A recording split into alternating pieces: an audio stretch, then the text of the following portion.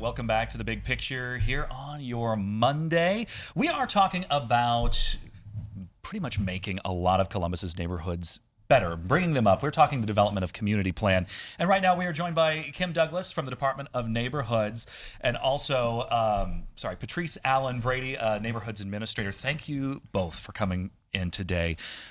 First off, before we get into this development for the Southwest Side in Franklinton, for folks who haven't followed this whole community plan mission around these, talk to us, what is really the goal of creating these community plans?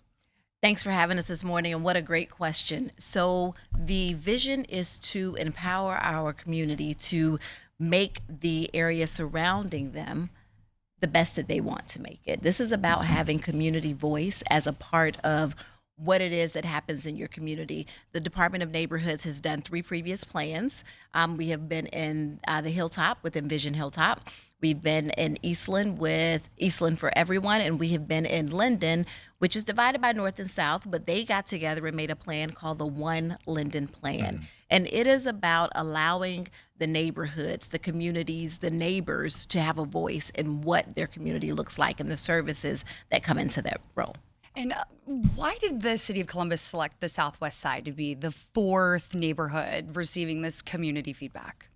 So Mayor Ginther was very intentional after hearing a specific statistic. Census Tract 51, where this plan is built upon, has the lowest life expectancy in Central Ohio at the age of 60. Wow. And after hearing that, the mayor knew something needed to be done in order to stop that clock and hopefully reverse a bit of what's gone on up until this point. And I know, in some of the other neighborhoods, for example, Eastland, we've seen a lot of progress in development there. We've seen the conversion of the Kroger that was once closed. It turned into that Prosperity. Yes, because Mid-Ohio Food Bank moved in and helped turn that into really a great neighborhood center with healthcare. We've seen a lot of progress come out of this. When it comes to the residents of the Southwest Side and the residents of Franklinton, how will they be involved in creating what they want to see in their neighborhood?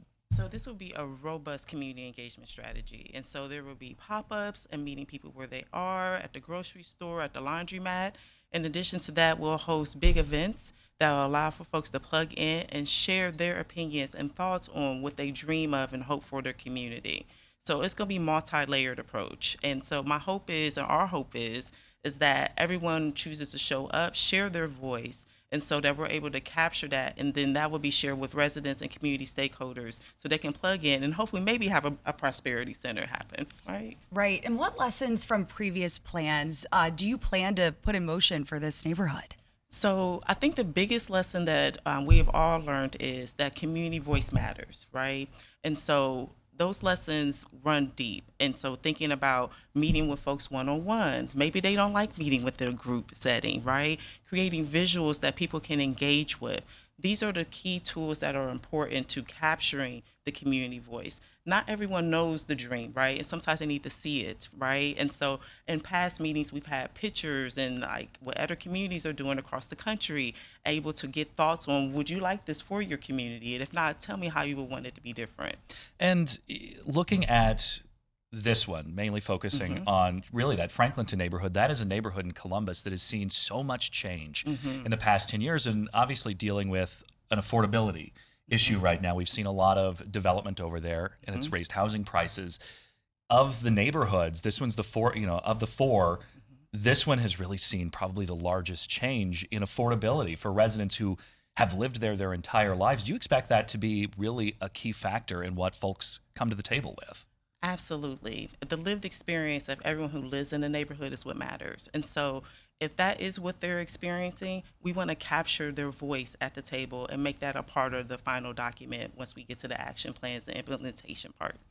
And can I say, I think that's what makes this the right plan, the right time for the plan. There has been so much change. There is a shift in the demographic. There is a shift in what the needs and desires may be. But there's also that resonating of what makes Franklinton and the Southwest that we want to hold on to. And so I think this is the opportunity for both to have the conversation together and then look to the future for what it looks like for both to exist and be successful and thrive in that area. Right, because Franklinton has such a deep history. I mean, there's so Very much deep.